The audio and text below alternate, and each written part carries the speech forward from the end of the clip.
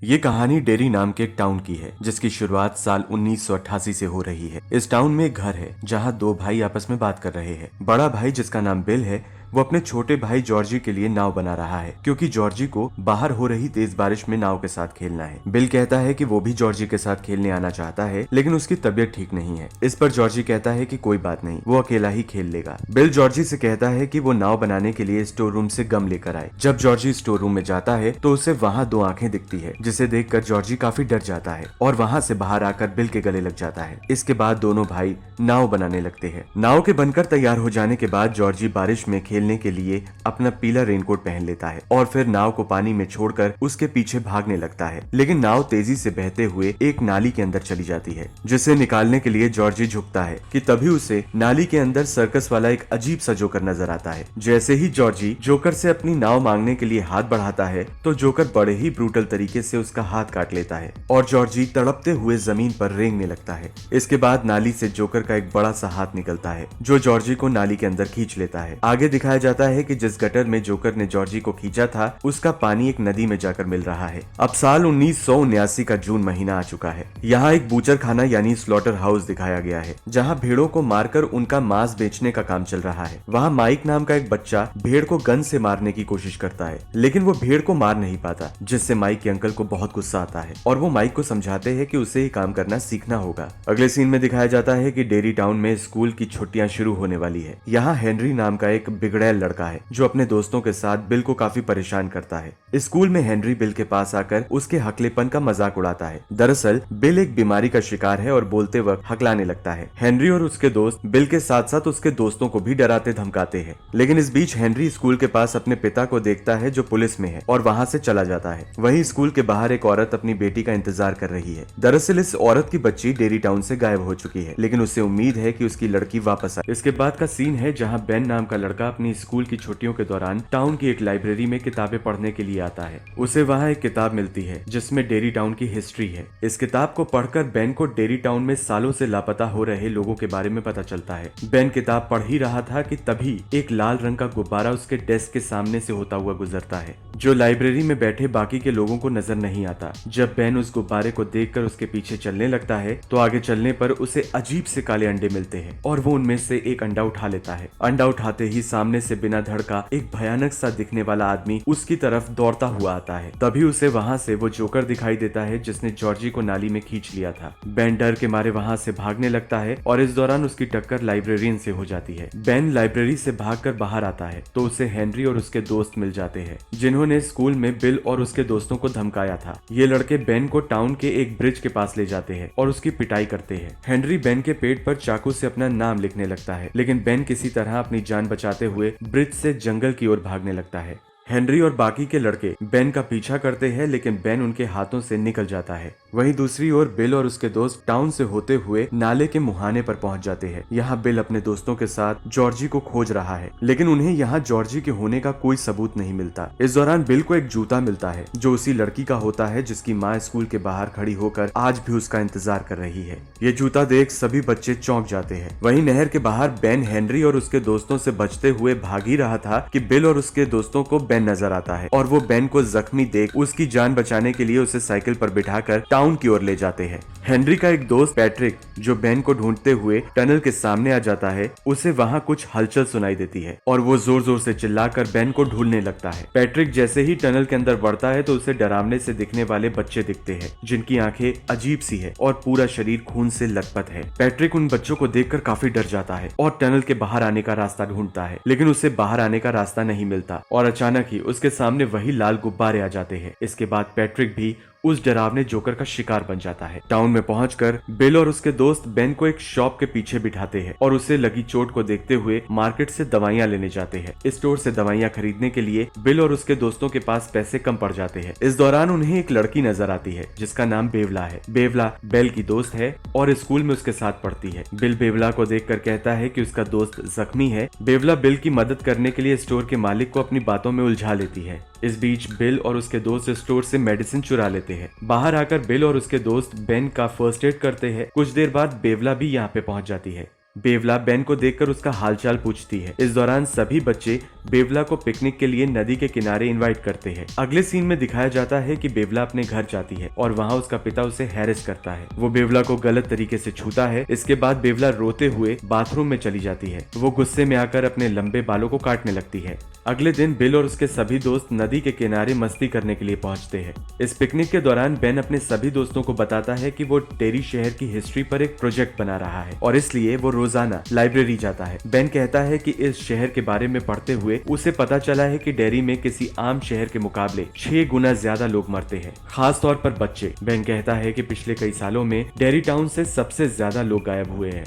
Ben कहता है कि उसने गायब हुए लोगों की खबरों से जुड़े कई कटआउट निकाले हैं और अब वो इस पर एक प्रोजेक्ट बना रहा है। बेन की ये बात सुनकर सभी हैरान हो जाते हैं और उसका प्रोजेक्ट देखने के लिए उसके घर जाते हैं। यहाँ बेन अपने दोस्तों को बताता है कि किसी जमाने में डेरी शहर शिकारियों का कैंप हुआ करता था। इसके बाद 91 लोगों ने इस जगह पर एक गांव बसाने के लिए कॉन्ट्रैक्ट किया, लेकिन कुछ ही समय में वे सभी लोग मारे गए। गांव के पास एक कुएं के किनारे इन सभी लोगों के कपड़े मिले थे जो खून से लथपथ थे। इस पर बिल बेन से पूछता है कि वो कुआं कहाँ है, लेकिन बेन को इस बारे में अभी कुछ मालूम नहीं। शहर में गायब हुए लोगों में बिल का भाई जॉर्जी भी शामिल है। इसके बाद दिखाया जाता है कि बिल का दोस्त एडी, जो सबसे ज्यादा डरता है, वो सीटी बजाते हुए अपने घर जा रहा है कि तभी उसे खंडहर नजर आता है। इस खंडहर का दरवाजा अपने आप खुल जाता है। डर के मारे एडी की दवाइयां जमीन पर गिर जाती है। जैसे ही एडी दवाइयां उठाता है, उसके सामने एक डरावना क्रीचर आ जाता है और उसका पीछा करने लगता है। एडी भागते हुए इस खंडहर के गार्डन तक पहुंच जाता है, जहां उसे गुब्बारे वाला जोकर दिखता है। जोकर अपने साथ बहुत से लाल गुब्बारे लेकर खड़ा है और एडी को अपने पास बुलाता है, लेकिन एडी वहां से अपनी जान बचाकर भागने में कामयाब हो जाता है। आगे दिखाया जाता है कि बेवला अपने घर पहुंच गई है। घर पहुंचकर बेवला अपने बैग से एक पोस्ट कार्ड निकालती है और बाथरूम में जाकर उसे पढ़ने लगती है। वो ये कार्ड पढ़ ही रही थी कि तभी उसे सिंक से बेवला मुझे बचाओ की आवाजें सुनाई देती है। बेवला झुककर सिंक के अंदर झांकती है और देखते ही देखते सिंक में से काले धागे निकलने लगते हैं। बेवला खुद को बचाने के लिए जोर जोर से चीखती है। इसके बाद सिंक के अंदर से बहुत सारा खून निकलने लगता है और बेवला इस खून से पूरी तरह भीग जाती है। इसके बाद बेवला के पिता बाथरूम में आते हैं, लेकिन उन्हें बाथरूम में बिखरा हुआ खून नहीं नजर आता। अगले सीन में हम देखते हैं कि बिल बेवला का स्केच लेकर सो रहा है कि तभी पेंटिंग के ऊपर छत से पानी गिरने लगता है। पानी के टपकने से बिल की नींद खुल जाती है। पानी टपकता देख बिल बाथरूम से बाल्टी लेने के लिए जाता है। वो जैसे ही बाल्टी उठाता है तो उसको छोटे भाई जॉर्जी के कमरे से कुछ आवाजें सुनाई देती है और वो डरता हुआ जॉर्जी के कमरे में घुसता है। जॉर्जी के कमरे में जाकर बिल को उसकी याद आती है और वो जॉर्जी के खिलौने पकड़कर रोने लगता है। इतने में उसे जॉर्जी भागता हुआ नजर आता है। बिल उसका पीछा करते हुए स्टोर रूम में पहुंच जाता है, लेकिन यहाँ वो देखता है कि जॉर्जी एक प्रेत बन चुका है। इसके बाद जोकर जॉर्जी को पानी में खींच लेता है। इस घटना से बिल काफी डर जाता है और वहाँ से भाग जाता है। अगले सीन में दिखाया गया है कि बेवला बिल और उसके दोस्तों को अपने घर बुलाकर अपने बाथरूम की हालत दिखाती है। बाथरूम में खून फैला देख सभी दोस्त हैरान हो जाते हैं। बेवला कहती है कि बाथरूम में फैला ये खून उसके डैड को नहीं दिखा, लेकिन बिल और उसके दोस्तों को बाथरूम में फैला खून नजर आता है। बेवला कहती है कि अगर उन्हें ये खून दिख रहा है तो इसका मतलब है कि ये उसके दिमाग का वहम नहीं है, बल्कि वाकई कोई शैतानी ताकत है। इसके बाद बिल और उसके दोस्त बेवला के बाथरूम को साफ करने लगते हैं। वो सब बेवला के घर से निकलकर टाउन की सड़कों पर घूमने लगते हैं। बिल बेवला से कहता है कि इस तरह की डरावनी चीजें उसे भी नजर आ रही हैं और इसके बाद सभी बच्चे अपने साथ हुई घटनाओं के बारे में बताते हैं। इस बीच बच्चों को सड़क पर माइक की साइकिल और हेनरी की गाड़ी खड़ी मिलती है। यहाँ हेनरी अपने दोस्तों के साथ माइक को पीट रहा होता है कि तभी बिल और उसके दोस्त वहाँ आकर माइक को बचा लेते हैं। अगले सीन में दिखाया जाता है कि डेरी शहर में जश्न का माहौल है और ये दोस्त यहाँ गायब हुए लोगों के पोस्टर देख रहे हैं। बिल के सभी फ्रेंड्स डेरी टाउन में गुमशुदा हुए लोगों के बारे में बात कर रहे हैं। बेन कहता है कि उसने अपनी रिसर्च में पाया है कि डेरी शहर में हर 27 साल बाद कोई अजीब घटना होती है और इस वजह से इस साल बच्चे गायब हो रहे हैं। अगले सीन में सभी दोस्त आपस में बात कर रहे हैं और इनकी बातों से पता चलता है कि बिल और उसके दोस्तों को वही चीजें दिख रही हैं जिनसे उन्हें डर लगता है। इसके बाद सभी उस गटर की तलाश शुरू करते हैं जहां उन 51 लोगों के खून से लथपथ कपड़े मिले थे जिन्होंने डेरी शहर का कॉन्ट्रैक्ट किया था। सभी बिल के घर जाते हैं और वहाँ बिल सभी को एक मैप पर डेरी टाउन का नक्शा दिखाता है। बिल बताता है कि सभी बच्चे नालों से गायब हुए हैं और वो सभी नाले एक कुएं से जाकर मिलते हैं और कुआं उस जले हुए खंडहर के अंदर है जहां एडी के साथ डरावनी घटना घटी थी। ये बात सुनकर एडी काफी डर जाता है। इतने में प्रोजेक्टर पर अपने आप तस्वीरें बनने लगती है। पहले बिल की पूरी फैमिली आती है और धीरे धीरे वहां जोकर की तस्वीर बनने लगती है, जिसे देखकर सभी प्रोजेक्टर को जमीन पर गिरा देते हैं। लेकिन तभी प्रोजेक्टर में से जोकर बाहर निकल आता है और बेवला पर हमला करता है। जोकर को देख बच्चे गैरेज का गेट खोल देते हैं और जोकर वहां से गायब हो जाता है। सभी बच्चे घबराते हुए कहते हैं कि जोकर को उनके बारे में पता चल गया है। इस पर बिल कहता है कि जोकर हमारे बारे में पहले से सब कुछ जानता है और वो अब अपने भाई जॉर्जी को ढूंढने के लिए उस कुएं में जाएगा। बिल के दोस्त उसे ऐसा करने से रोकते हैं, लेकिन बिल उनकी नहीं सुनता और अकेला अपने भाई को खोजने के लिए निकल पड़ता है। बिल उसी खंडहर पर पहुंचता है जिसके अंदर कुआं है। वो खंडहर के अंदर घुसने ही लगता है कि तभी बेन, बेवला और बिल के सभी दोस्त वहां पहुंच जाते हैं और बिल को अंदर जाने से रोकते हैं। लेकिन बिल अब अपने भाई को जोकर के चंगुल से छुड़ाकर लाने का मन बना चुका है। बिल अपने दोस्तों से कहता है कि अगर वो मिलकर जोकर का मुकाबला करेंगे तो वो उसे हरा सकते हैं, लेकिन अलग अलग होने पर जोकर उन सबको मार डालेगा। बिल की बातें सुनकर सभी दोस्त बिल के साथ खंडहर के अंदर चले जाते हैं। अंदर सब कुछ जला हुआ होता है। हर जगह काले धब्बे होते हैं, जाल लगे हुए होते हैं और घर से काफी बदबू आ रही होती है। यहाँ बिल के दोस्त रिची को एक पेपर दिखता है जिस पर लिखा हुआ था कि रिची मिसिंग है। रिची अपना पोस्टर देखकर घबरा जाता है और जोर जोर से रोने लगता है कि अब जोकर उसे भी मार डालेगा, लेकिन बिल उसे समझाता है कि ये सब उसका वहम है। इतने में खंडहर से किसी औरत की आवाज आती है। सभी बच्चे ऊपर वाले फ्लोर पर जाते हैं जहाँ एक औरत जमीन पर रेंग रही होती है। इतने में एडी को पीछे से कोई बुलाता है। एडी उस आवाज को सुनते हुए अपने दोस्तों से अलग हो जाता है। कुछ कदम चलते ही एडी ऊपर से नीचे गिर जाता है, जिससे उसका हाथ टूट जाता है और वहाँ जोकर एडी को पकड़ लेता है। एडी की आवाज सुनकर बिल उसे बचाने के लिए आता है। जोकर बिल को देखकर उस पर भी हमला करता है, लेकिन बेवला जोकर पर सरिये से हमला करके उसे घायल कर देती है। घायल जोकर वहाँ से भागता है और बिल उसका पीछा करता है और उस कुएं तक पहुँच जाता है जहाँ जोकर रहता है। बिल के सभी दोस्त अपनी जान बचाकर खंडहर से भाग जाते हैं, लेकिन बिल अब भी अंदर है। सभी बच्चे बिल को आवाज मारते हैं और कुछ देर में बिल बाहर आ जाता है। बाहर आकर बिल अपने दोस्तों से कहता है कि उसने वो कुआं देख लिया है। सभी अपने घर जाने लगते हैं कि तभी एडी की मॉम आती है और सभी बच्चों को खूब डांटती है और एडी को अपने साथ वहां से ले जाती है। बिल अपने सभी दोस्तों को कहता है कि उसने जोकर का ठिकाना देख लिया है और अब उन सबको मिलकर जोकर से जॉर्जी को वापस लाना चाहिए। बिल के दोस्त कहते हैं कि जोकर काफी खतरनाक है और वो अपनी जान खतरे में नहीं डालना चाहते। इस पर बेवला कहती है कि वो सब इसलिए बचे हुए हैं क्योंकि वो साथ है। अलग अलग होने पर जोकर उन सबको मार डालेगा, लेकिन कोई भी बिल और बेवला की बात नहीं मानता और वहां से सब चले जाते हैं। अगले सीन में दिखाया जाता है हेनरी अपने दोस्तों के साथ मिलकर बंदूक से बिल्ली पर निशाना लगा रहा है। इतने में हेनरी के पापा आते हैं, जिनसे हेनरी काफी डरता है। वो हेनरी के दोस्तों के सामने उसका मजाक उड़ाने लगते हैं। इस बात से हेनरी काफी नाराज हो जाता है। इसके बाद हेनरी को एक लाल गुब्बारा दिखाई देता है। हेनरी उस गुब्बारे के पास जाता है और जोकर उसे हिप्नोटाइज कर देता है। इसके बाद गुस्से में आकर हेनरी अपने पिता का खून कर देता है। अब हेनरी के सिर पर खून सवार है। वो बिल और उसके बाकी के दोस्तों को भी मारना चाहता है। अगले सीन में दिखाया जाता है कि बेवला को उसके पिता हैरेस कर रहे हैं, लेकिन बेवला अपने पिता को बाथरूम में बेहोश करके वहां से भाग जाती है। बिल बेवला से मिलने के लिए उसके घर जाता है तो उसे वहां जाकर पता लगता है कि जोकर बेवला को अपने साथ ले गया है। बिल सभी दोस्तों को बताता है कि बेवला को जोकर उठा कर ले गया है। इसके बाद सभी दोस्त ये तय करते हैं कि वो बेवला को जाकर बचाएंगे। वे सब पूरी तैयारी के साथ उस खंडहर के अंदर जाते हैं। इस दौरान हेनरी बिल और उसके दोस्तों को खंडहर में जाते हुए देख लेता है।